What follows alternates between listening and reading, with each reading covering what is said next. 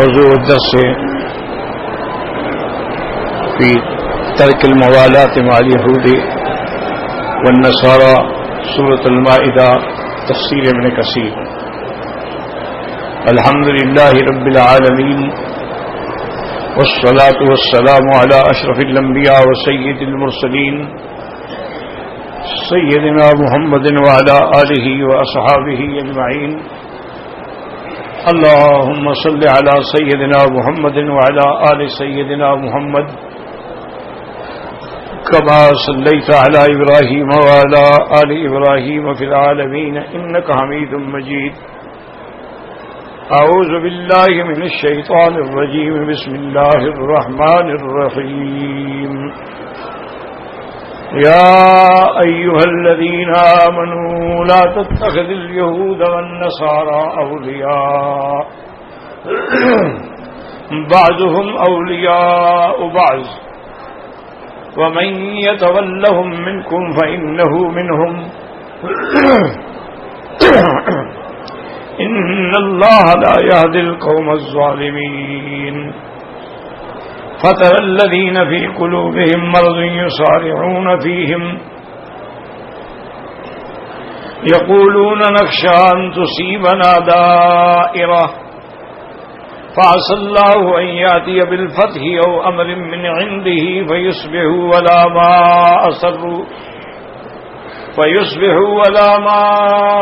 أصروا في أنفسهم نادمين. ويقول الذين آمنوا هؤلاء الذين أقسموا بالله جهد أيمانهم إنهم لمعكم حبطت أعمالهم فأصبحوا خاسرين. قال المؤلف والمفسر رحمه الله تعالى أدام النفع بعلومه وعلومكم في الدارين آمين إلى أن قال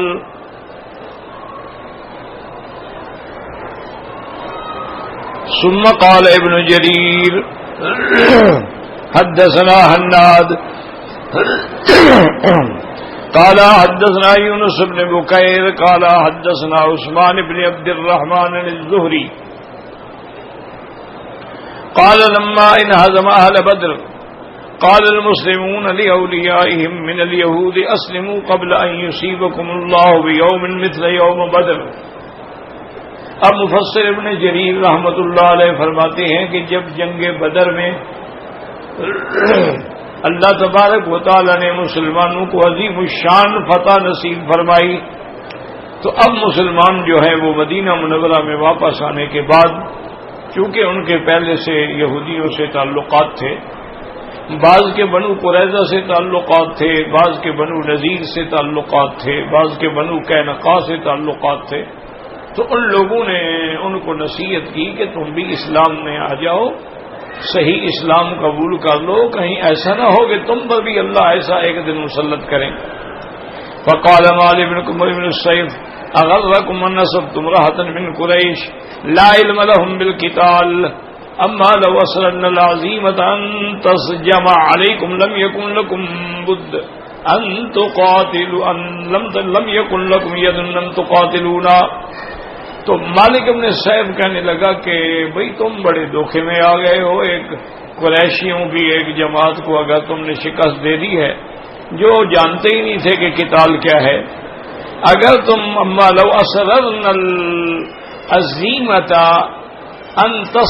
ان تسجمع علیکم لم یکن لکم ید ان تقاتلونا، اگر ہم نے جو اپنے اندر اپنے اسرار چھپائے ہوئے ہیں اگر ہم ان کو اکٹھا کر لیں تمہیں طاقت بھی نہیں ہوگی کہ تم ہمارے ساتھ قتال کر سکو. فقال عباد بن صامت یا رسول اللہ صلی اللہ علیہ وسلم ان اولیائی من اليہود کانت شدیدۃ انفسهم کثیرا سلاحهم شدیدۃ شوکتهم وانی ابرأ الی اللہ والی رسولہ من ولایۃ یہود ولا مولا لی الا اللہ ورسولہ. تو حضرت عبادہ بن صامت رضی اللہ تعالی نے فرمایا کہ یا رسول اللہ میرے بہت دوست ہیں یہودیوں میں سے اور وہ بہت طاقتور لوگ ہیں، طاقت والے ہیں، قوت والے ہیں، ان کے پاس جو ہتھیار ہیں وہ بھی بڑے طاقت والے ہتھیار ہیں، اور ان کی بہت بڑی شوکت ہے، دبدبہ ہے، لیکن انی ابرؤ الی اللہ و الی رسولہ من ولایت یہود، حضور آپ گواہ ہو جائیں کہ میں اپنی وہ دوستی یہودیوں سے چھوڑتا ہوں، اب میرا تعلق اللہ اور اللہ کے رسول سے ہے، میرا اب یہود سے کوئی واسطہ نہیں ہوگا۔ ولا مولا لی الا اللہ ورسولہ، اب میرا کوئی مولا، کوئی ولی، کوئی ناصر، مددگار نہیں مگر اللہ تبارک و تعالی اور اس کے رسول۔ فقال عبد الله بن ملك إني لا أبرأ من ولاية يهود إني رجل لا بد لي منهم۔ عبداللہ ابن ابی کہنے لگا بھی میں تو یہودیوں کی دوستی نہیں چھوڑ سکتا، ان کے مجھ پہ بڑے احسان ہیں اور میں ان سے تعلقات جو ہیں وہ ختم نہیں کر سکتا، میری مجبوری ہے، میں ان کے ساتھ تعلق رکھوں گا۔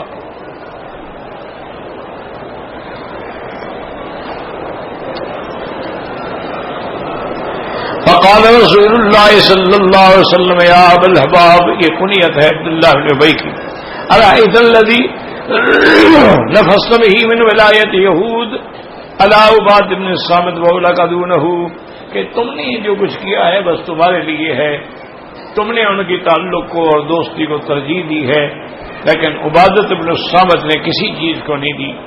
وقال اذا اكبر وقال فانزل الله يا ايها الذين امنوا لا تتخذوا اليهود والنصارى اولياء الى قوله تبارك وتعالى والله يعصمك من الناس، تو اللہ نے قرآن میں یہ آیت اتاری کہ ایمان والو کبھی یہود اور نصارہ کو اپنا دوست نہ بناؤ، تو اور ساتھ حضور صلی اللہ علیہ وسلم کو آخری آیات میں یہ تسلی بھی دے دی کہ آپ مت گھبرائیں کہ یہود و نصارہ آپ کے دشمن ہو جائیں گے، وہ تو پہلے سے ہیں، لیکن اللہ یعصمک من الناس، اللہ آپ کی حفاظت کریں گے، اللہ تبارک و تعالی آپ کے محافظ ہیں، آپ کی حفاظت کرنے والے ہیں، آپ کو کافر نقصان نہیں پہنچا سکتے۔ وقال محمد بن اسحاق فكانت اول قبيلة من اليهود نقضت ما بينها وبين رسول الله صلی اللہ علیہ وسلم بنو قینقاع۔ اب محمد بن اسحاق نے روایت کی ہے کہ یہودیوں کے قبیلے میں سب سے پہلا قبیلہ جو ہے وہ بنو قینقاع تھا، جس نے حضور صلی اللہ علیہ وسلم سے جو عہد کیا تھا اس کو توڑ ڈالا۔ حالانکہ حضور صلی اللہ علیہ وسلم نے مدینہ منورہ میں جانے کے بعد باقاعدہ یہود سے معاہدے کیے تھے، اور میثاق مدینہ کے نام سے آج بھی وہ محفوظ ہیں، اور اس میں باقاعدہ یہ لکھا گیا تھا کہ ہم تمہارے دشمنوں کی کبھی مدد نہیں کریں گے اور تم ہمارے دشمنوں کی مدد نہیں کرو گے، ہم تمہیں نقصان نہیں پہنچائیں گے، تم ہمیں نقصان نہیں پہنچاؤ گے۔ لیکن انہوں نے بنی قینقاع نے وہ معاہدہ توڑ ڈالا۔ فحدثني عاصم بن عمر قتادة قال فعاصرهم رسول الله صلى الله عليه وسلم حتى نزلوا على حكمه فقام إليه عبد الله بن مسعود حين أمكنه الله منهم فقال يا محمد صلى الله عليه وسلم أحسن في موالي وكانوا خلفاء الخزرج قال فأبت عليه رسول الله وقال يا محمد صلى الله عليه وسلم أحسن في موالي قال فأعرض عنه قال فأدخل يده في جيب رسول الله صلى الله عليه وسلم وقال رسول الله صلى الله عليه وسلم أرسلني وغاضب رسول الله حتى رأوا لوجهي زللا ثم قالوا ويحك أرسلني قال لا والله لا أرسلك حتى تؤذن في موالي 400 حاصر و300 دار قد منعوني من الأحمر والأسود تحصدني في غداة واحدة امرأ اخشى الدوائر قال وقال رسول اللہ صلی اللہ علیہ وسلم هم لك۔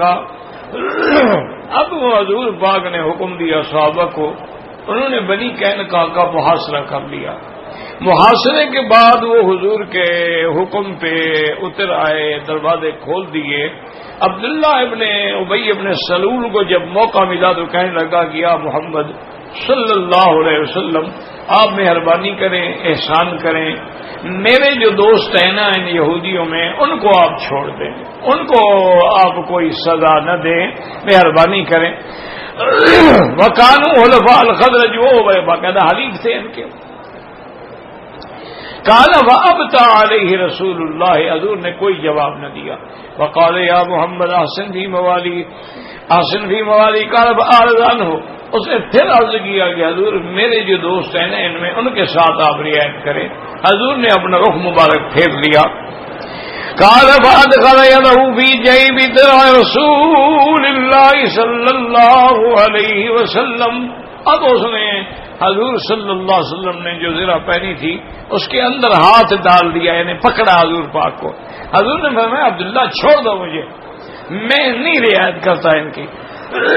وغضب رسول اللہ صلی اللہ علیہ وسلم، حضور سخت ناراض ہوئے اور آپ کے چہرے پر آپ کے غصے کے آثار ظاہر ہوئے۔ اور انہوں نے وہی حقا، ہلاکت ہو تمہیں، چھوڑ دو مجھے۔ انہوں نے کہا حضور اللہ لا ارسلک، میں نہیں چھوڑوں گا جب تک آپ مہربانی نہیں کریں گے۔ آپ میرے موالی پر مہربانی کریں۔ ان میں 400 بندہ جو ہے وہ محاصرے میں ہے، اور 300 ان میں سے بندے جو ہیں انہوں نے باقاعدہ دریں پہنی ہوئی ہیں، لیکن ان لوگوں نے ہمیشہ میری مدد کی ہے۔ قد منعونی من الاحمر والاسود، ہر دکھ سکھ میں میرے کام آئے ہیں۔ اور تحسدنی فی غدات واحدۃ، آپ ایک دن کے اندر میری ساری کھیتی کو کاٹ ڈالنا چاہتے ہیں، اور میں ایک ایسا آدمی ہوں، میں دوست دشمن والا آدمی ہوں، میں ڈرتا ہوں کہ اگر کبھی پھر مجھ پر کوئی مصیبت آئے گی تو میری کون مدد کرے گا۔ وقال رسول اللہ صلی اللہ علیہ وسلم، لگا حضور نے فرمایا اچھا جاؤ، میں نے ان کو چھوڑ دیا۔ قال محمد بن اسحاق وحدثني ابي اسحاق بن اسحاق عباد بن الوليد بن عباد بن الصامت قال لما حاربت بنو قينقاع رسول الله صلى الله عليه وسلم تشبث بامرهم عبد الله بن ابي، حضور پاک نے جب ان کا محاصرہ کیا تو یہ ان کے لیے بالکل دیوار بن گیا حضور سے چھڑوانے کے لیے۔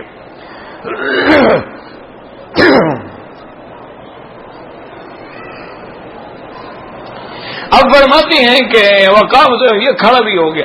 مشاوات بن سام اللہ رسول اللہ صلی اللہ علیہ وسلم کان احد بن اوف بن الخزرج، من اوف بن الخزرج له من خلفهم مثل الذي عبد الله بن ابي، عبداللہ ابن عبادت بن الصامت کھڑے ہوئے، ان کے بھی تعلقات تھے ان سے، ان کے پاس بھی اتنے بڑے دوستوں سے، اتنے بڑے لوگوں سے تعلق تھا، لیکن اس نے کہا حضور پاک صلی اللہ علیہ وسلم سے فجعلهم الى رسول الله قال وتبرأ الى الله رسول من حلفهم، انہوں نے کہا حضور میں ان کی دوستی کو چھوڑتا ہوں، میں اللہ کے رسول کی دوستی کو ترجیح دیتا ہوں۔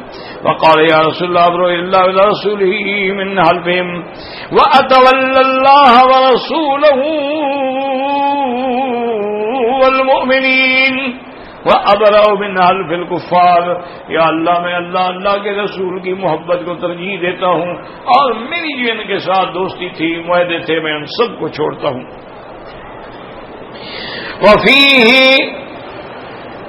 وفی عبداللہ بن ابی نزلت الآیات من المائدہ، تو اس نے قربانی دی، اللہ کے رسول کے لیے سب کو چھوڑ دیا، لیکن عبداللہ ابن ابی نے یہودیوں کے تعلق کو نہ چھوڑا، تو اللہ نے یہ آیات نازل فرمائی یا ایھا الذین آمنوا لا تتخذوا اليہود والنصارى اولیاء بعضهم اولیاء بعض الى قوله ومن يتول الله ورسوله والذین آمنوا وان حزب اللہ هم الغالبون۔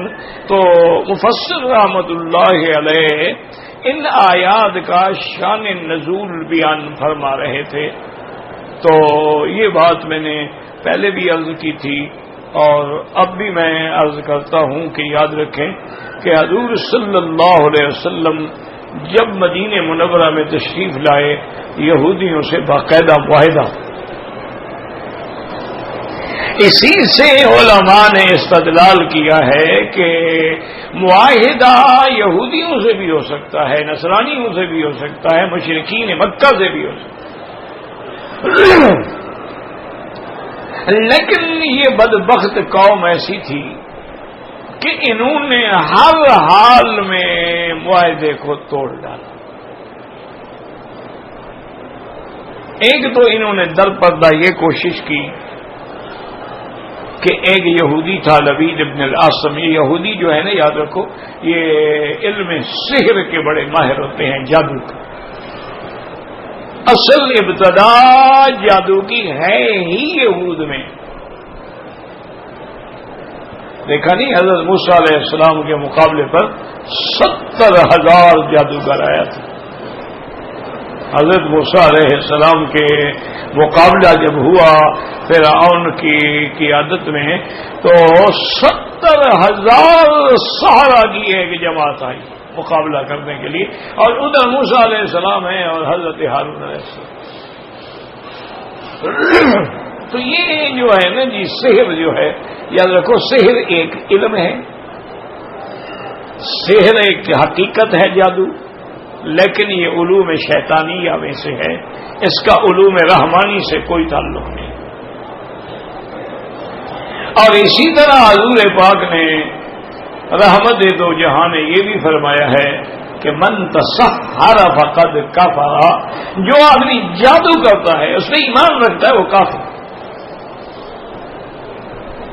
اور اسی طرح حضور پاک صلی اللہ علیہ وسلم نے فرمایا کہ من اتا عرافا او کاہنا فصدقہ فقد کفر بما انزل علی محمد صلی اللہ علیہ وسلم، کہ جو آدمی ان نجومیوں کے پاس، کاہنوں کے پاس، جادوگروں کے پاس جائے اور ان سے پوچھے کہ جی میرا مستقبل کیا ہے، میرے حالات کیا ہیں، آگے کیا ہوگا، فلاں ہوگا، اور وہ جو بتائیں اس پہ یقین کر لے، وہ کافر، کیونکہ علم غیب جو ہے وہ اللہ کے سوا کوئی نہیں ہے۔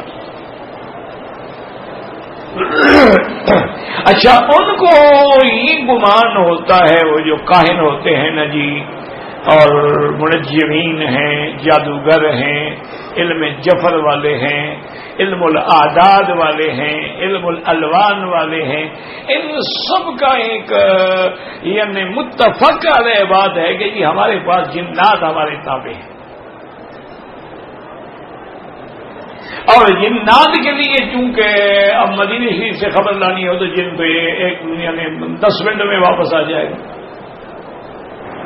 تو کہتے ہیں کہ جنات ہمارے تابع ہیں، تو جب ہم نے کام لینا ہو تو ان جنات سے کام لیتے ہیں، ان کو ہم کہتے ہیں اور یہ ہمیں آ کے خبریں دیتے ہیں، تو ان کی خبروں کو وہ غیب کی خبریں بنا کے پھر لوگوں کو دھوکہ دیتے ہیں، یعنی ان کو تو خبر مل گئی نا، جن نے بتا دی، انہوں نے لوگوں کے دماغ میں یہ ڈالا کہ نہیں نہیں ہمیں علم غیب ہے، ہم بھی جانتے ہیں چھپی ہوئی باتیں۔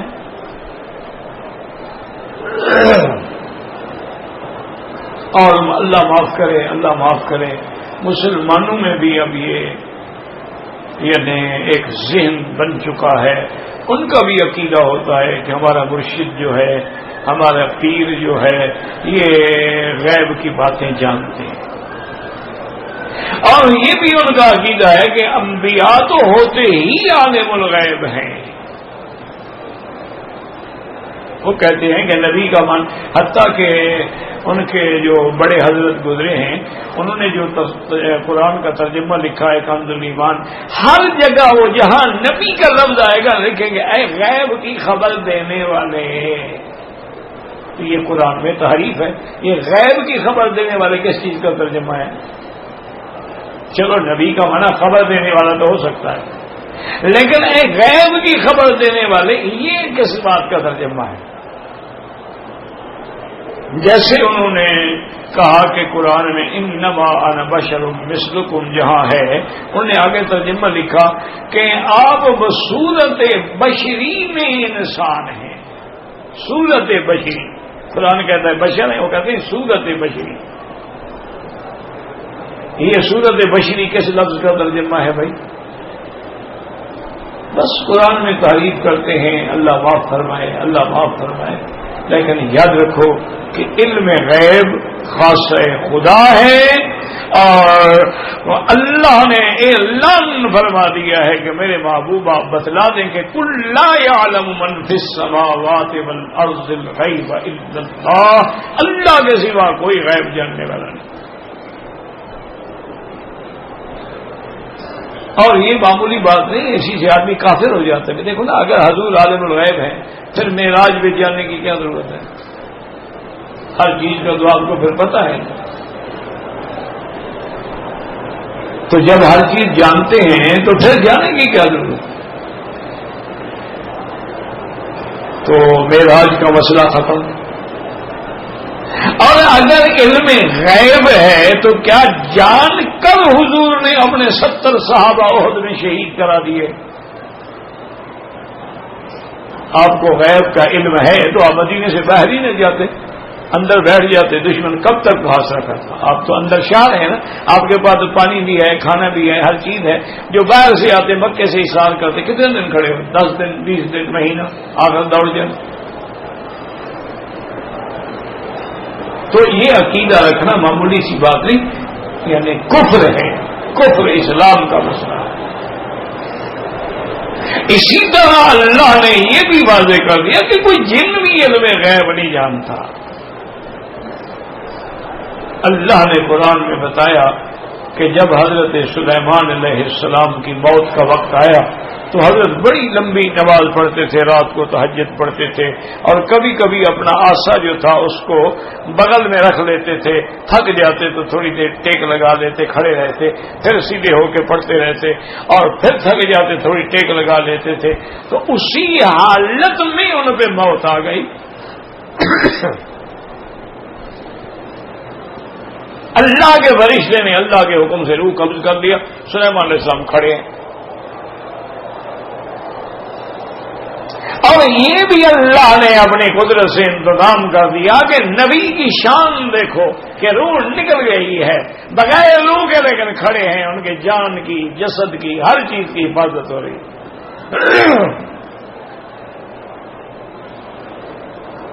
اور جن جو تھے نا اس وقت بھی مسجد اقصی کی تعمیر کر رہے تھے، مسجد اقصی اور مسجد صخرہ کی۔ حضرت سلیمان کے تابع تھے تو وہ ان سے کام لیتے تھے۔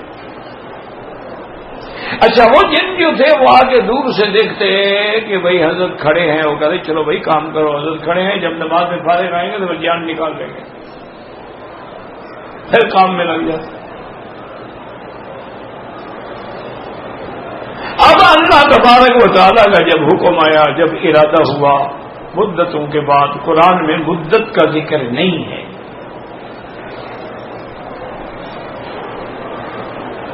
اللہ نے دیمک کو حکم دیا، یہ دیمک ہوتی ہے جو لکڑی کو لگ جاتی ہے اور اس کو کھا لیتی ہے۔ اللہ نے ان کو حکم دیا،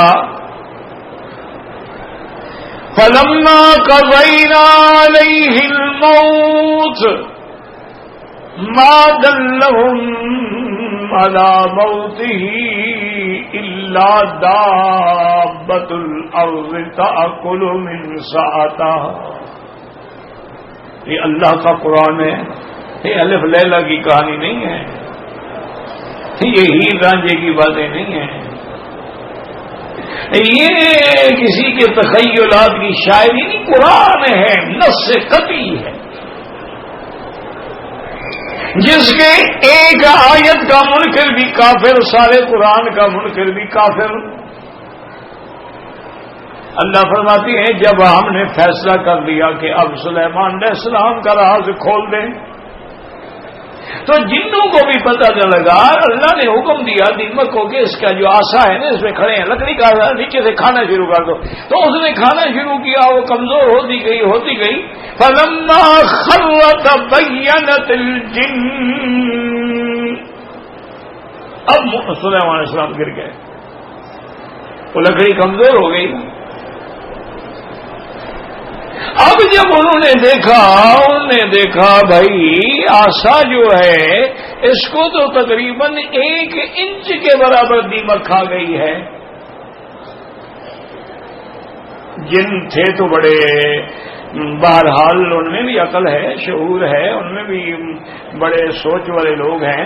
انہوں نے کہا بھی یہ اندازہ لگاؤ کہ یہ دیمک جو ہے لکڑی اگر کھانا شروع کرے تو 1 سال میں کتنی ملی میٹر کھا لیتی ہے. اس سال انہوں نے کہا بدبختو، حضرت سلیمان کو فوت ہوئے تو 100 سال گزر گئے، ہمیں پتہ ہی نہیں لگا.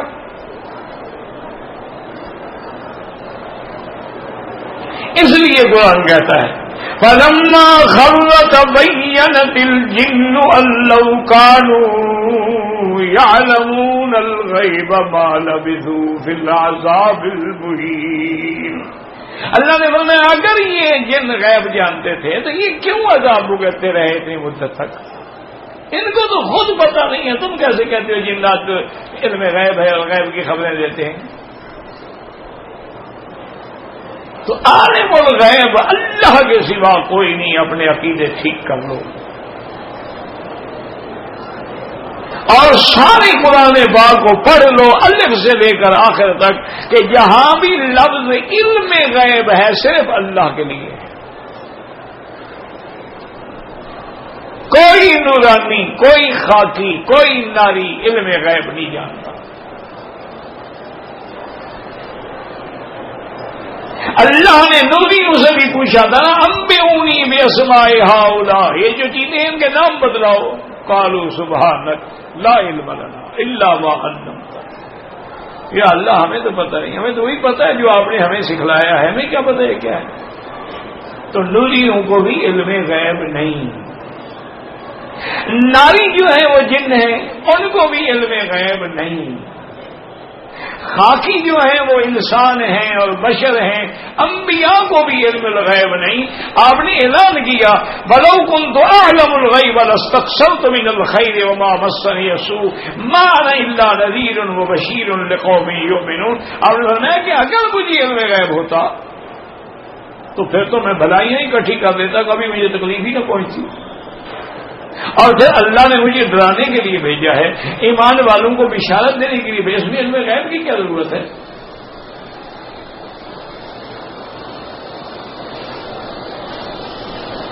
ان لوگوں نے اللہ معاف کرے، اللہ معاف کرے. ایک ہوتا ہے اطلاع علی الغیب، یعنی غیب کی اطلاع دے دینا، اظہار عن الغیب، غیب کو ظاہر کر دینا، انباء عن الغیب، غیب کی خبر پہنچا دینا. یہ کوئی بات نہیں ہے. اللہ اپنے انبیاء کو خبر دیتے ہیں، اللہ اپنے انبیاء کو اطلاع دیتے ہیں، لیکن یہ معنی نہیں کہ اطلاع دینے سے عالم الغیب ہو جائیں.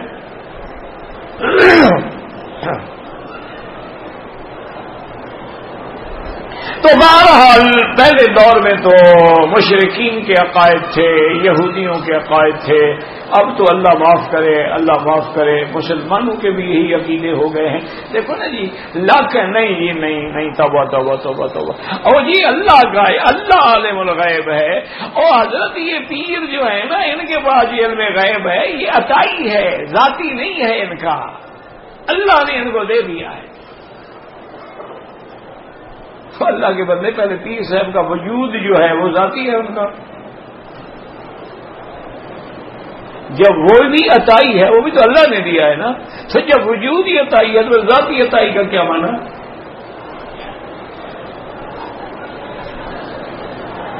اور یاد رکھو کہ کہہ دینا زبان سے نہیں، عمل گواہی دیتا ہے. ایمان سے کہیں کہ جو لوگ حضرت علی ہجویری رحمت اللہ علیہ، جن کو داتا صاحب کہا جاتا ہے، حالانکہ داتا اللہ کے سوا کسی کو کہنا جو ہے جائز نہیں ہے. یاد رکھو داتا اسی کی ذات ہے، کسی کو بھی داتا نہیں کہہ سکتے. حضرت علی ہجویری رحمت اللہ علیہ کی مزار پہ جب جاتے ہیں، یا شیخ عبد القادر جیلانی کی مزار پہ جاتے ہیں، یا چلو دور سے بیٹھ کے وظیفے پڑھتے ہیں، یا شیخ عبد القادر جیلانی شیئن للہ شیئن للہ شیئن للہ، یا معین الدین اجمیری کو بلاتے ہیں، تو کیا خیال ہے آپ کا؟ اگر ان کا عقیدہ یہ ہے کہ میں یہاں بیٹھ کے جو یا شیخ عبد القادر یا شیخ عبد القادر کہہ رہا ہوں، شیخ عبد القادر کو علم نہیں ہے اور وہ سنتے نہیں ہیں، تو پھر کہنے والا پاگل ہے. دیکھو نا، آپ عمرے پہ آئے ہوئے ہیں، یہاں سے بھی کبھی آپ نے اپنی بیوی کو بلایا ہے بھی کھانا پکاؤ میں آ رہا ہوں؟ تو مانا یہ ہے کہ ایسا کرنے والوں کا عقیدہ ہوتا ہے کہ میرا پیر موت کے بعد بھی سن رہا ہے، جانتا ہے، اور یہ بھی عقیدہ ہوتا ہے کہ نفع نقصان کا مالک بھی ہے، میرا بھلا کر سکتا ہے، مجھے مصیبتوں سے بچا سکتا ہے۔ اگر نہ ہو تو کیوں مانگیں، کیوں جائیں، کیوں ان کے نام پہ وظیفے پڑھیں؟ انا للہ و انا الیہ راجعون۔ اور بندہ کیا کہہ سکتا ہے کہ ایسے ایسے لوگ پیدا ہوئے کہ جنہوں نے اپنی جائیداد بنانے کے لیے، اپنا نام بنانے کے لیے، انگریزوں کو خوش کرنے کے لیے مسلمانوں کو لڑا دیا آپس میں، اور یہی مسئلے پیدا کیے جس میں لڑائیاں پیدا ہو۔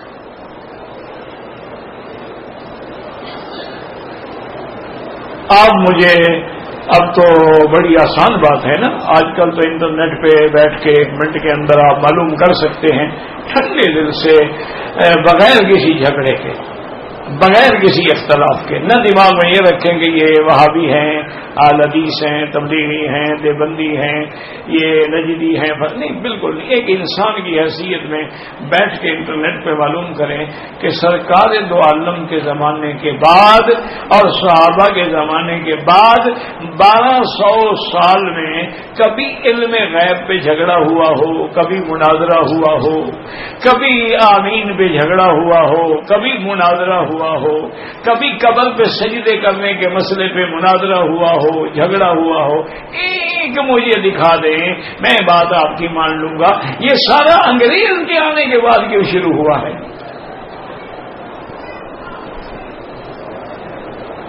اصل میں سائمن کمیشن، انگریزوں نے ایک کمیشن بھیجا تھا جو اس زمانے میں تو سارا ہندوستان تھا نہیں، اس میں اس نے سروے کر کے رپورٹ دینی تھی، تو انہوں نے جو رپورٹ دی تھی وہ یہ تھی کہ یہ مذہبی علاقہ ہے، اس میں جب تک تم مذہب کے نام پہ انتشار پیدا نہیں کرو گے حکومت نہیں کر سکتے۔ اس میں پھر انہوں نے مولوی بھی خریدے، انہوں نے ہندو میں پنڈت بھی خریدے، انہوں نے سکھوں کے جو گرو ان کو بھی خریدا، بدھ مت والوں کو بھی خریدا، مسلمانوں کو بھی خریدا، اور ایسے لوگ بھی خریدے جو نبوت کا دعویٰ کرتے ہیں۔ یہ مرزا غلام احمد قادیانی یہ عدالت کے باہر بیٹھ کے عرضی نویس تھا، عرضی نویسی کرتا تھا۔ یہ کیسے نبی ہو گیا؟ یہ بنایا گیا، اور آج جب اس کی کفر کا فیصلہ ہونے کے بعد آپ کے ملک میں ذرا اس کی طاقت کمزور ہو گئی، ناطقہ بند ہو گیا، تو کہاں بنا لی ہوئی ہے؟ انہی کے پاس جنہوں نے بنایا تھا، اور وہ پوری مدد اب بھی کر رہے ہیں، ان کے چینل ہیں، 4 چینل ہیں، 24 گھنٹے چل رہے ہیں، شکل اسلامی ہے، مسلمانوں والی ہے، داڑیاں ہیں، پگڑیاں ہیں، اور بدقسمتی یہ ہے کہ صحیح العقیدہ مسلمان تو پگڑی نہیں باندھتا نا، قادیانی پگڑی باندھتا۔ صحیح العقیدہ مسلمانوں کا تو یہ حال ہے نا کہ اپنی بیٹیوں کے نام جو ہیں وہ انگریزی قسم کے نام رکھتے ہیں، لیکن قادیانی اپنی لڑکیوں کے نام امت فلان، امت فلان، امت فلان اسلامی نام رکھتے ہیں، کہ انہوں نے تو ایک پلاننگ ہے، اس کے تابع دھوکہ دینا ہے نا۔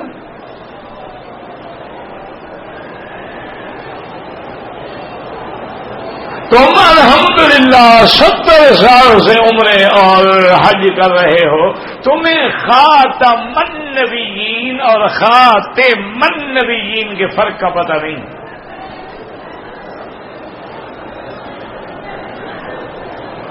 تم ماشاءاللہ 50 سال سے حج کر رہے ہو، نمازیں پڑھ رہے ہو، تو وَامْسَحُوا بِرُؤُوسِكُمْ وَأَرْجُلِكُمْ أَرْجُلَكُمْ، ان میں کیا فرق ہے تمہیں پتہ نہیں۔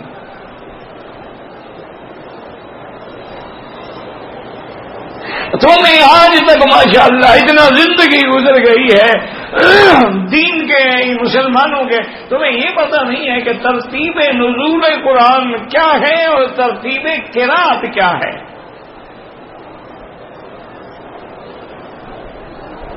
پتہ ہی 7 قراتیں ہیں، وہ کون سے 7 قاری ہیں جن کی قراتوں میں قرآن پڑھا جاتا ہے؟ مسلمان کو تو پتہ ہے، مسلمان کو حضرت ابو بکر صدیق کا نام بھی نہیں آتا.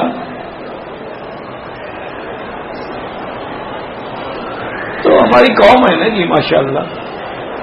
اور یہ دیکھ لیں کہ شیعہ کو 12 اماموں کے نام یاد ہیں، حالانکہ وہ کسی مسجد میں بھی امام نہیں رہے. ملک کے امام ہونا تو بڑی بات ہے نا، وہ کسی شاہی مسجد میں بھی امام کبھی نہیں رہے. ہمارا ایمان ہے، ہماری محبت ہے ان سے، لیکن امام نہیں تھے وہ. ان کو 12 اماموں کے نام یاد ہیں، ان کو 5 تن کے نام یاد ہیں. مسلمانوں کو جو سب سے افضل بعد رسول اللہ صلی اللہ علیہ وسلم حضرت ابو بکر ہیں، اس کا نام بھی نہیں آتا. چلو ابھی آپ مکے میں عمرے پہ آئے ہوئے ہیں ماشاءاللہ، تمہیں پتہ ہے ابو بکر کہاں پیدا ہوئے؟ شیعہ نے کیسے دماغ میں بٹھایا ہوا ہے، حضرت علی کعبے کے اندر پیدا ہوئے. رکن یمانی کے ساتھ دروازہ پھٹ گیا، حضرت علی نکل آئے.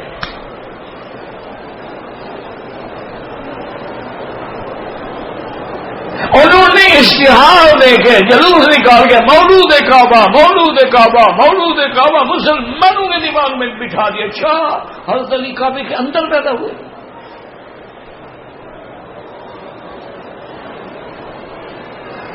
محنت ہے نا جی، باطل محنت کر رہا ہے، مسلمان سویا ہوا. یہ ناداں گر گئے سجدے میں جب وقت قیام ہے.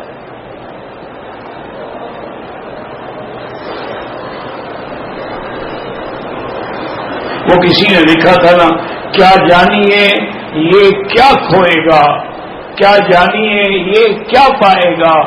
مندر کا پجاری جاگتا ہے، مسجد کا نمازی سوتا ہے.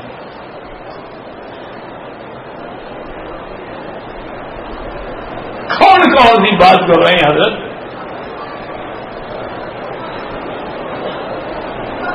اور جو بالکل جھوٹی اور یعنی روایات کیا کہیں موضوعات ہیں، وہ ہمارے مسلمانوں کو یاد ہے کہ جی جہرانہ بڑے عمرے کی طرف جاؤ نا، راستے میں ایک پہاڑ ہے، اس کی شکل کچھ ایسی ہے، کہتے ہیں جی یہاں ایک کافر چھپا ہوا تھا، حضور کو مارنا چاہتا تھا، پتھر بن گیا.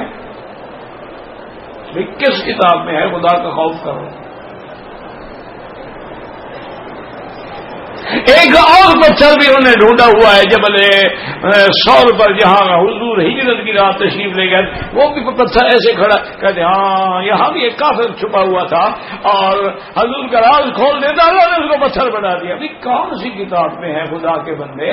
ہجرت والی رات یا محمد مصطفیٰ ہے، یا ساتھ ابو بکر ہے، یا ساتھ ابو بکر کا غلام ہے، یا ساتھ ابو بکر کا بیٹا ہے، یا ساتھ کھانے پہنچانے والی ابو بکر کی بیٹی ہے. ان میں سے تو کسی نے روایت نہیں بیان کی، تمہیں کیسے پتہ چل گیا؟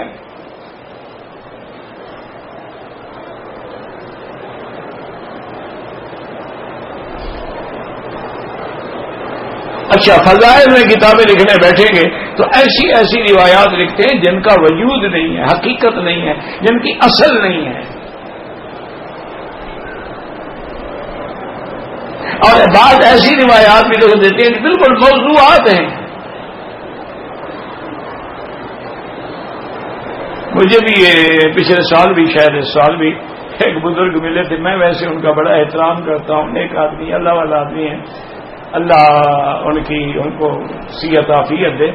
وہ میرے پاس قرآن شریف کے تقریباً 9 سپارے لکھے ہوئے لے آئے اور مجھے کہا کہ حضرت میں آپ سے ملنا بھی چاہتا ہوں. میں نے کہا اور آپ کو ہدیہ دینا ہے تفسیر قرآن کا. میں نے کہا ٹھیک ہے. تو بہرحال ہماری ملاقات ہوئی، ان کی بڑی مہربانی کہ انہوں نے مجھے کتاب دی اور تفسیر قرآن کے 9 پارے لکھے ہوئے کلمی فوٹو کرا کے لائے تھے بیچارے، ابھی چھپے نہیں تھے. تو انہوں نے کہا جی یہ تفسیر کشفی ہے، اس میں جو قرآن کی تفسیر ہے نا، میں کشف کے ذریعے حضور سے پوچھتا رہتا ہوں، حضور بتاتے رہتے ہیں تو میں لکھتا رہتا ہوں. یار خدا کے لیے میں نے ایک دن تو چپ کر گیا. دوسرے دن پھر مجھے ملے گا کہ حضرت پھر آپ نے کتاب تفسیر دیکھی ہوگی، آپ کی کیا رائے ہے؟ میں پھر بھی چپ کر گیا. میں نے کہا حضرت جب تفسیر آپ نے لی تھی، تفسیر تو آپ کو حضور نے بتائی نا، حضور کی بات تو غلط ہو نہیں سکتی، پھر مولوی مکی کا ہونے ٹکے کا آدمی ہے کہ اس پہ بات کرے. میں پھر چپ کر گیا. اور تیسرے دن پھر میرے سے ہو گئے. وہ کہنے لگے حضرت مہربانی کریں نا، آپ اس میں تقریر لکھ کے دیں، اپنی رائے تو لکھ کے مجھے دیں. بس پھر میرا بھی میٹر گھوم گیا، میں جاہل بلوچ آدمی ہوں. میں نے کہا حضرت میں 3 دن خاموش رہا، آپ کو احساس نہیں آیا کہ آپ مہربانی کر کے مجھے نہ چھیڑیں؟ خدا کے بندے، میں نے کہا یہ جرت ابو بکر نے نہیں کی، عمر نے نہیں کی، عثمان نے نہیں کی، زید بن ثابت نے نہیں کی، ابی بن کعب نے نہیں کی، خلفائے راشدین نے نہیں کی، عشرہ مبشرہ نے کی. تمہیں کشف میں حضور پر تفسیر لکھواتے ہیں؟ خدا کا خوف کرو. چلو کشف ہو جاتی ہے تو کشف ہو جانا کوئی بزرگی کی علامت تو نہیں ہے. کس نے کہا ہے آپ کو کہ کشف ہو جانا جو ہے یہ کوئی بڑی بات ہے؟ کشف تو مرغے کو بھی ہو جاتی ہے جو صبح اذان دیتا ہے. کشف کیا ہے؟ کشف نعوذ باللہ نعوذ باللہ نعوذ باللہ ہندوؤں کو بھی ہو جاتی ہے. یہ کوئی کرامت نہیں ہے، یاد رکھو. ولی اللہ کی کرامت ہے استقامت اور اتباع سنت محمد مصطفیٰ. ولی اللہ کا معنی کشف والا نہیں. اگر اللہ کو یہ بات کھول دیتے ہیں الحمدللہ، وہ پھر بزرگ کسی کو بتاتے نہیں ہیں، وہ پردہ ڈالتے ہیں. کشف ہو سکتی ہے، کسی کو بھی ہو سکتی ہے، لیکن یہ دلیل ولایت نہیں ہے. بات سمجھو، کشف ہو جاتی ہے، کسی کو بھی ہو سکتی ہے، گناہگار کو بھی ہو سکتی ہے، ہندو کو بھی ہو سکتی ہے. ایک حضرت خلیفہ غلام الدین پوری رحمۃ اللہ علیہ جو بہت بڑے بزرگ بھی تھے، مجاہد بھی تھے، جہاں حضرت حسین احمد مدنی، حضرت تھانوی، حضرت لاہوری رحمۃ اللہ علیہ مروٹی، یہ بڑے بڑے عظیم شخصیتیں جو ہے وہاں جاتی تھیں، ان کی خدمت میں جاتے تھے. تو ایک دن ایک ہندوؤں کا کوئی پنڈت قسم کا آدمی آیا، وہ لنگر میں رہا 3 دن، اور 3 دن کے بعد وہ آیا حضرت کو ملنے کے لیے. تو حضرت کو کچا کمرہ تھا، میں نے حضرت کو نہیں دیکھا لیکن وہ کمرہ تو دیکھا ہے. بہرحال ان کے بعد ان کے اولاد کو بھی دیکھا ہے، ہمارے بھی مشائخ تھے رحمۃ اللہ علیہم. تو وہاں بیٹھے تھے تو اپنا وہ آیا اور کہنے لگا حضرت میں 3 دن تک آپ کے لنگر میں رہا، آپ کے لنگر سے کھانا کھایا، بستر ملا، آرام کیا، کمرہ ملا. آج میں جا رہا ہوں تو میں نے کہا اجازت بھی لے لوں اور شکریہ بھی ادا کر دوں کہ الحمدللہ آپ کے خادموں نے یہ نہیں کیا کہ مجھے کافر یا پنڈت سمجھ کے گالیاں دیں، دھکے دیں، نکال دیں. بڑے آرام سے میں رہا ہوں، میں آپ کا شکریہ ادا کروں. اور لینا سے چھوڑو، شکریہ کی کوئی ضرورت نہیں. تم کیوں آئے تھے؟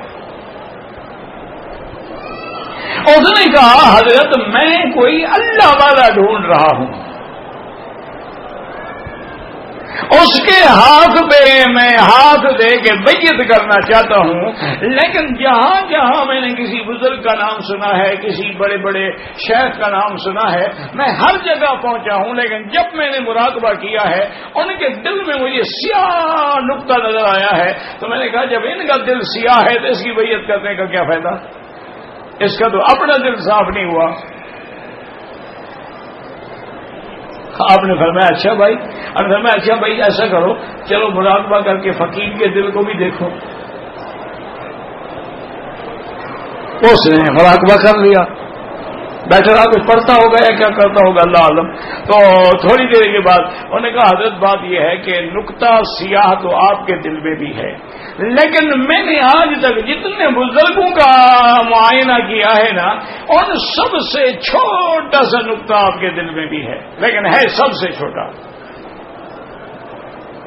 اور میں اچھا یہ بتاؤ کہ تم اس مقام پہ کیسے پہنچے ہو کہ آنکھیں بند کر کے دل کا ایکس رے کر لیتے ہو؟ یہ مقام تمہیں کیسے ملا ہے؟ اس نے کہا حضرت اب آپ سے کیا چھپانا ہے، نفس کی مخالفت میں مجھے یہ مقام ملا ہے کہ جب میرا نفس گوشت کھانے کو چاہتا ہے، میں کہتا ہوں بدبخت تمہیں گوشت نہیں کھلاؤں گا، دودھ پینے کے خبردار تمہیں دودھ نہیں پلاؤں گا، آرام کرنے کو چاہتا ہوں، میں کہتا ہوں خبردار تمہیں آرام نہیں کرنے دوں گا، بستر پہ سونے کو چاہتا ہوں، خبردار مٹی پہ سوؤں گا۔ میں نے نفس کی مخالفت شروع کی، میرا یہ مقام ہو گیا کہ میں مراقبہ کر کے ایکس رے کر لیتا ہوں دلوں کا۔ آپ نے فرمایا اچھا یہ بتاؤ تمہارا نفس اس وقت مسلمان ہونا چاہتا ہے؟ انہوں نے کہا نہیں جی نہیں مسلمان۔ انہوں نے کہا پھر نفس کی مخالفت کرو، مخالفت نہیں کرو گے تو تمہاری یہ ساری کارگزاری تو ختم ہو جائے گی، کیونکہ سب کچھ تمہیں ملا ہے نفس کی مخالفت سے۔ اب تیرا نفس اسلام لانا نہیں چاہتا تو اسلام لے آؤ گا، سب سے تیری کرامت شرامت ختم ہو جائے گی۔ انہوں نے کہا جی ہاں بات ٹھیک ہے، مجھے کلمہ پڑھائے لا الہ الا اللہ رسول اللہ، مسلمان ہو گیا۔ اب میں نہیں اچھی طرح جاؤ غسل شسل کرو اور فقیر کے لنگر کے کپڑے شپڑے پہنو، پھر آؤ تمہیں مسجد میں انشاءاللہ کلمہ پڑھائیں گے۔ پھر مسجد میں کلمہ پڑھایا، مسلمان ہو گیا۔ اب نے فرمایا اچھا ایسا کرو اب مراقبہ کر کے میرے دل کو دیکھو۔ اس نے پھر مراقبہ کی، کہنے لگا حضرت وہ تو سیاہ نقطہ بھی نہیں ہے۔ انہوں نے کہا بدبخت، اللہ والوں کے دل میں سیاہ نقطہ پہلے بھی نہیں تھا، وہ تمہارا کفر جو تھا نا وہ تمہیں شیشے کی طرح نظر آتا تھا، ان میں اصل تیرے کفر کی سیاہی تھی، ان کے دلوں میں سیاہی نہیں تھی۔ اچھا میں تو پھر ساری زندگی بھٹکتا رہا۔ تو ایسے لوگ بھی ہوتے ہیں میرے بھائی، انا للہ و انا الیہ راجعون۔ تو بہرحال میں اس بزرگ کی داد دیتا ہوں کہ میری سخت باتوں کے باوجود بھی ان کو اللہ نے بڑا حوصلہ دیا۔ ایک تو مجھے کچھ نہیں کہا ورنہ بزرگ تھے، اور دوسرا بات بھی مجھے ٹیلی فون کیا کہ آپ کی بات مجھے سمجھ آ گئی ہے، آئندہ میں کبھی ایسی بات نہیں کہوں گا۔ میں نے کہا چلو الحمدللہ شکر ہے۔ میں نے کہا حضرت اگر اللہ نے کوئی آپ کو ایسا مقام دیا بھی ہے تو اس کو پردہ ڈالو، اللہ والے تو چھپاتے ہیں اپنی بزرگیاں، وہ ظاہر تھوڑا کرتے ہیں۔ یہ تو کاروباری لوگ ہیں جو بناتے ہیں لوگوں کو۔ تو اس لیے ہمیشہ یاد رکھیں کہ علم غیب جو ہے وہ خاصہ خدا ہے۔ تو جنوں کو بھی پتہ نہ چلا تو یہودیوں نے حضور پہ جادو کرایا، سازش کر کے قتل کرنے کی کوشش کی، کھانے میں زہر ملایا، اور پھر احد والے دن 450 بندے کو فوج سے نکال کے شکست کا ذریعہ بنایا۔ حضور کا چہرہ مبارک زخمی ہوا، آپ کے دندان مبارک شہید ہوئے، اور خود آپ کے سر مبارک میں کھب گئی، وہاں سے خون بہنے لگا۔ حضور ایک اونچے ٹیلے مبارک پہ تھے، وہاں سے حضور گر گئے اور صحابہ اٹھا رہے ہیں۔ حضرت علی اپنی ڈھال میں پانی لے کے حضور کے زخم دھو رہے ہیں، اور بی بی فاطمہ الزہرا رضی اللہ تعالی عنہا ایک پرچھی کو جلا کے اس کی راکھ بنا کے حضور کے زخموں پہ رکھ رہی ہے۔ یہ اس لیے اللہ دکھاتے ہیں کہ یہ نظام عالم ہے، اللہ کے نبی بھی زخمی ہو سکتے ہیں، اللہ کے نبی شہید بھی ہو سکتے ہیں، اللہ کے نبی پہ موت بھی آ سکتی ہے۔ وہ صرف وہی ذات ہے جس پہ کبھی موت نہیں آئے گی، جس پہ کبھی نیند نہیں آئے گی، لا تاخذہ سنۃ ولا نوم، اور جس کے بغیر کوئی علم غیب نہیں جانتا۔ اسی لیے قیامت میں تمام اللہ کے رسولوں سے اللہ پھر ساری مخلوق کے سامنے پوچھیں گے، یوم یجمع اللہ الرسل فیقول ماذا اجبتم قالوا لا علم لنا انك انت علام الغیوب۔ تو اس لیے تو یہودیوں نے نقض عہد کیا، اس پہ اللہ نے قرآن میں یہ آیات نازل کی کہ میرا محبوب جو مومن ہے وہ کبھی یہود و نصارہ سے دوستی نہیں رکھے گا۔ وقال الامام احمد حدثنا قتيبة بن سعيد قال حدثنا يحيى بن زكريا ابن ابي زائدة عن محمد بن اسحاق الزهري عن عروة بن اسامة بن زيد قال دخلت مع رسول الله صلى الله على عبد الله بن ابي نعوده فقال له النبي صلى الله عليه وسلم قد كنت انهاك عن حب يهود فقال عبد الله فقد ابغضهم اسعد بن زرارة اب اصاب ماتا وكذا رواه ابو داود بن سعد۔ حضور پاک تشریف لے آئے، عبداللہ ابن ابی بیمار تھا، عیادت کرنے کے لیے تشریف لائے۔ حضور نے فرمایا میں نے تمہیں منع کیا تھا کہ یہودیوں سے محبت نہ رکھو، آج تم یہودیوں کی محبت میں مر رہے۔ انہوں نے کہا جی سعد بن زرارہ نے تو محبت توڑ دی تھی، موت تو اس کو بھی آ گئی، مجھے آ گئی تو کیا ہو گیا؟ یعنی اس وقت بھی دل میں کفر بھرا ہوا تھا۔ واللہ تعالی اعلم۔ دعا میرا بھائی پورے قرآن میں کسی صحیح حدیث مبارک میں وسیلے کے ساتھ دعا مانگنے کی اجازت نہیں ہے۔ یہ جو لوگوں نے روایات لکھی ہیں کہ حضرت آدم نے عرش پہ حضور کا نام لکھا ہوا دیکھا تھا، حضور کے وسیلے سے دعا کی تھی، بالکل قطعاً ناقابل اعتبار روایت ہے۔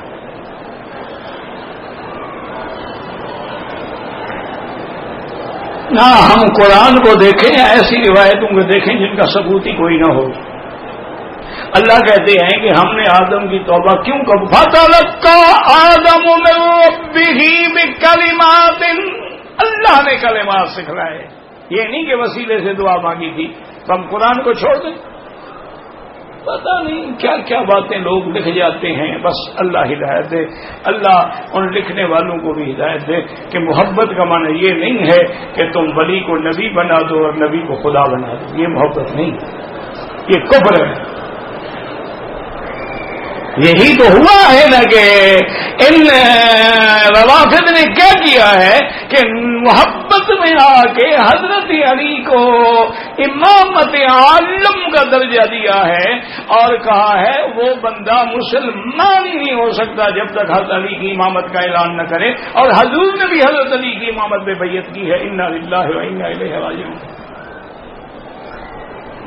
دیکھو نا بھی، اگر تم ایسی جھوٹی روایتیں لکھو گے تو پھر دشمن کے ہاتھ میں ہتھیار آئے گا کہ نہیں؟ مجھے یاد ہے حضرت قاضی احسان شیجابادی رحمت اللہ علیہ بہت بڑے خطیب تھے، بہت بڑے اور عجیب انسان بھی تھے، اللہ ان کی قبر پہ کروڑوں رحمتیں فرمائے۔ تو جب فوت ہو گئے تو ان کے داماد تھے قاری نور الحق صاحب، قریشی ایڈوکیٹ تھے، ان کا ارادہ ہوا کہ میں حضرت کی سوانح عمری لکھوں۔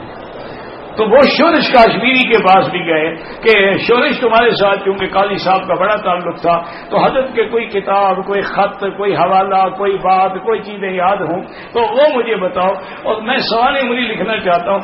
حضرت نے کہا قاضی صاحب سوانح عمری ضرور لکھنا، لیکن قاضی احسان کو انسان ہی رہنے دینا،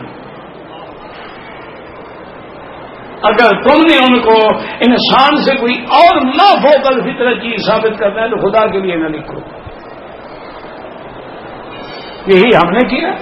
ہم اپنے پیروں کی جب کرامات لکھنی شروع کرتے ہیں یہ بھول جاتے ہیں کہ پھر بریلویوں کو حق نہیں ہے، پھر ان کو بھی تو حق ہے، وہ بھی اپنے بزرگوں کی پھر بناتے ہیں جیسے ہم بناتے ہیں۔ مکروہ اوقات میں سجدہ تلاوت کر سکتے ہیں، لیکن افضل یہ ہے کہ بعد میں کریں۔ میں نے عمرے کا طواف کر لیا، صفا مروہ شروع کی تو مجھے واجب الطواف ہے تو بعد میں پڑھ لیے، ٹھیک ہو گیا، کوئی بات ہو تو 2 دن کے بعد بھی پڑھ سکتے ہو جب یاد آئے۔ جو لوگ فوت ہو گئے ان کے لیے آپ حج کریں، عمرہ کریں تو ثواب بھیجیں۔ ماں باپ اور پیر کی قدم بوسی نہیں کرنی چاہیے، جھکنا نہیں چاہیے۔ ہاتھ چوم سکتے ہیں، ماتھا چوم سکتے ہیں، پیشانی چوم سکتے ہیں اور سینے سے لگا سکتے ہیں، لیکن یہ جھکنا اور پاؤں پہ گر جانا یہ چیز جائز نہیں ہے۔ کہتے ہیں جی کہ پتہ نہیں کون سی جماعت دوسرے جماعتوں اور تبلیغی جماعتوں کو کافر کہتے ہیں، اللہ ہدایت ہے۔ اللہ ہدایت ہے، اور کیا کہہ سکتے ہیں؟ نہیں کہہ سکتے اللہ ہدایت دے۔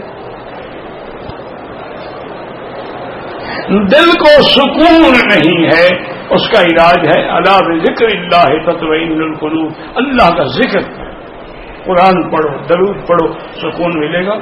جب تم نے دماغ کے اندر لوگوں کی لڑکیوں کے فوٹو بٹھائے ہوئے ہیں تو سکون کہاں سے ملے گا؟ تم تو سارا دن انٹرنیٹ پہ چیٹنگ کرتے رہتے ہو، سکون کہاں سے آ جائے گا؟ سکون تو ہے اللہ کے ذکر میں، تم شیطانیت میں ڈھونڈتے ہو، وہ نہیں ملے گا۔ میں نے کچھ لوگوں کا حق کھایا ہے، ان کو بتا بھی نہیں سکتا، بغیر بتائے ادا کر دو، مت بتاؤ، ہدیہ بنا کے دے دو۔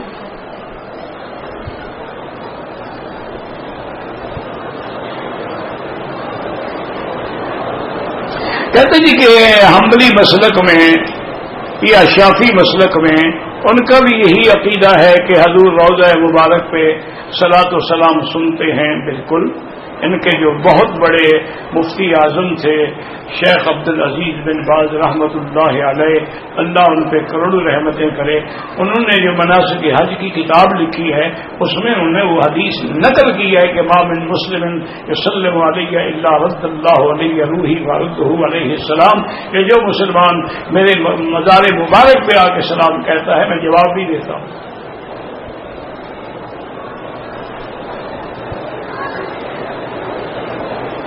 اگر یہ ہم جو ادراج، یہ برج، یہ ٹاور بنے ہوئے ہیں، ان کی مسجدوں میں امام کے پیچھے نماز پڑھیں، بالکل ہو جاتی ہے، کیونکہ اگلی صفیں نظر آ رہی ہیں، اور کبھی کبھی تو صفیں وہاں تک پہنچ بھی جاتی ہیں نیچے ہوٹل تک، لیکن افضل یہ ہے کہ نیچے اتر کے صفوں کے اتصال سے نماز پڑھیں۔ ایک ہے ہو جانا، ہو تو جائے گی، اسی طرح مکہ ٹاور کوئی بھی ہے، نماز ہو جائے گی کیونکہ سامنے پوری صفیں نظر آ رہی ہوتی ہیں، لیکن افضل یہ نیچے اترو اور صفوں کے ساتھ مل کے نماز پڑھو۔ اور دوسری ایک بات یاد رکھو کہ یہ آسانیاں ڈھونڈ رہے ہو، حضور پاک نے بھی کبھی کسی بلڈنگ کے ٹاور میں نماز پڑھی ہے؟ بڑے عاشق بنتے ہو ماشاءاللہ، کملی والے پہ جان قربان، یہاں جان قربان نہیں، رش سے دھکے لگیں گے۔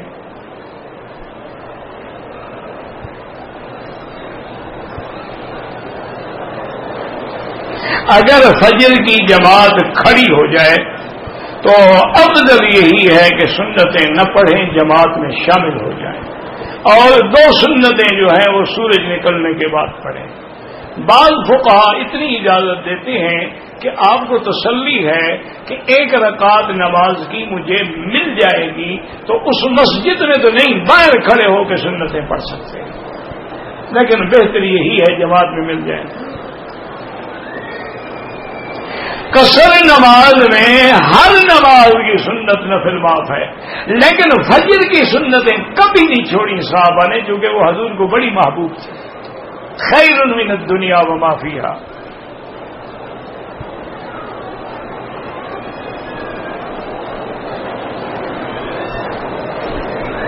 اگر بیوی کو مذاق میں بیٹا کہہ دیا یا بار بار اس کے تنگ کرنے پہ کہہ دیا کہ میری ماں تنگ نہ کرو، تو بہرحال چونکہ تمہاری نیت حرام کرنے کی نہیں تھی، حرام تو نہیں ہوگی، زہار تو نہیں ہوگا، لیکن ایسے لفظ کیوں کہتے ہو جیسے شک پڑ جائے؟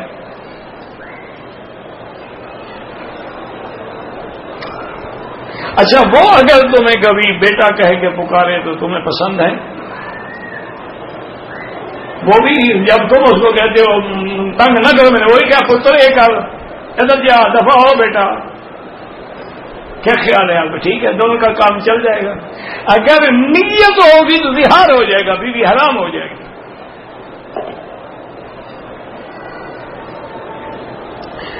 ہم پاکستان سے آئے ہیں، ایک عورت کو دوران سفر حیض آ گیا، ہوٹل میں اپنے کمرے میں رہی، کل اس نے ہمارے ساتھ میدان عرفات مینا کی زیارت کے چلی گئی، کوئی بات نہیں، اب پاک جب ہو جائے غسل کر کے عمرہ مکمل کرے۔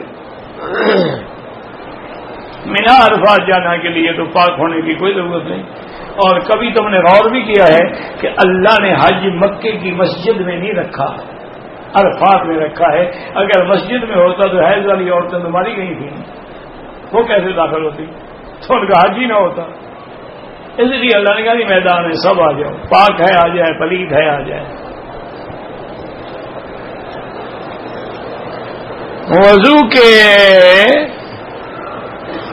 پیپروں سے پتہ نہیں، وضو کی چیزوں سے ٹوٹ، جب اگر ہوا نکل جائے یا آواز آئے یا اس کی خون آ جائے یا خون مقام سے نکل کے بہہ جائے، وضو ٹوٹ جاتا ہے۔ لوگ ہم کو وہابی کہتے ہیں تو کوئی ایسی بات نہیں، الوہاب تو اللہ کا نام ہے، مانا یہ ہے کہ تمہیں اللہ والا کہتے ہیں، تمہیں کوئی چڑ لگتی ہے بھائی؟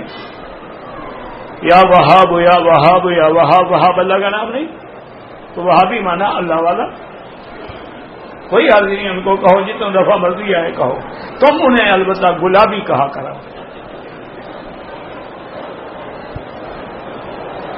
مسجد عائشہ سے عمرہ ہو سکتا ہے؟ ہاں ہو سکتا ہے۔ صفا مروہ کے اندر احرام کی حالت میں سعی کرتے وقت چھوٹا پیشاب ہو جائے، چھوڑ دیں، جا کے وضو کر کے دوبارہ دوڑ لیں، کوئی مسئلہ نہیں، کوئی دم شم نہیں۔ مجھے وضو کے بارے میں شک ہوتا ہے کہ وضو نہیں ہے، ٹوٹ گیا، شک پہ عمل نہ کرو اور شک کو مٹانے کی کوشش کرو۔ اگر حقیقتاً ٹوٹتا ہے تو پھر نیا وضو کرو۔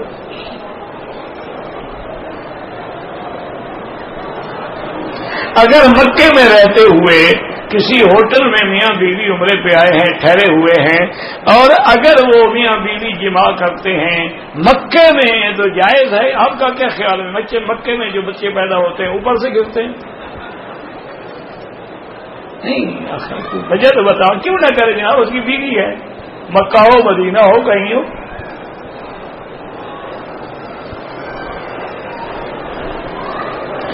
میں نے عمرے کے لیے آیا ہے، سر گنجا نہیں کرایا، ٹک لگائے تو سر کے بال بھی کٹواؤ اور ایک بکری دم بھی ادا کرو۔ اب اتنا لمبا چوڑا خط پڑھنا پڑے گا نا۔ ہم نے عمرے کے لیے احرام پہنا، جدہ ایئرپورٹ سے پہنا، ہمارے ساتھ دوسرے 7 افراد بھی تھے، ان میں ایک عورت بھی تھی، ان نے بھی یہی کہ بہرحال احرام پاکستان سے نہیں باندھا، جدے سے باندھا ہے، دم پڑ گئی اور اصل جو عمرہ تھا اس سے بھی تم محروم ہو گئے۔ اصل عمرہ تو وہی ہے جو آدمی گھر سے آ کے کرتا ہے، وہ تو تم میقات گزر گئے، احرام باندھا نہیں آپ نے۔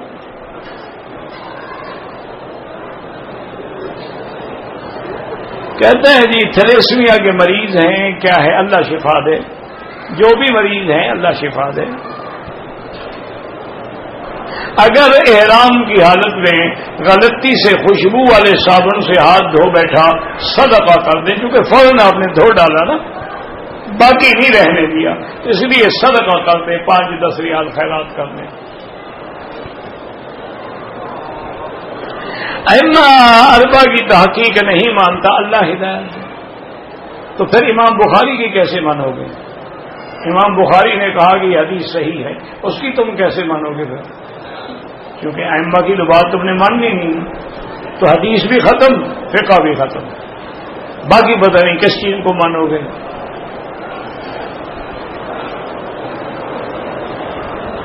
مولانا احمد دین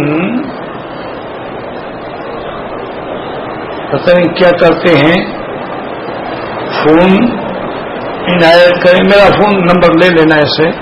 واللہ اعلم، ربنا تقبل منا انك انت السميع العليم وتب علينا انك انت التواب الرحيم، اللهم فرج هم المهمومين، نفس كرب المكروبين، واقض الدين عن المدينين، واشفنا واشف مرضانا ومرضى المسلمين، واشفنا واشف مرضانا ومرضى المسلمين، واشفنا واشف مرضانا ومرضى المسلمين، اللهم ارحم امه محمد صلى الله عليه وسلم، اللهم استر امه محمد صلى الله عليه وسلم، اللهم اغفر امه محمد صلى الله عليه وسلم، اللهم اجبر امه محمد صلى الله عليه وسلم، اللهم احفظ سائر بلاد المسلمين وهذا البلد الامين واجعل امنا مطمئنا سخاء رخاء الى يوم الدين، یا الہ العالمین، اسلام کی عزت کا فیصلہ فرما، یا اللہ کفر کی ذلت کا فیصلہ فرما، یا اللہ مسلمان جس ملک میں ہیں ان کی جان مال آبرو عزت کی حفاظت فرما، یا اللہ دین والوں کی حفاظت فرما، صلی اللہ تعالی۔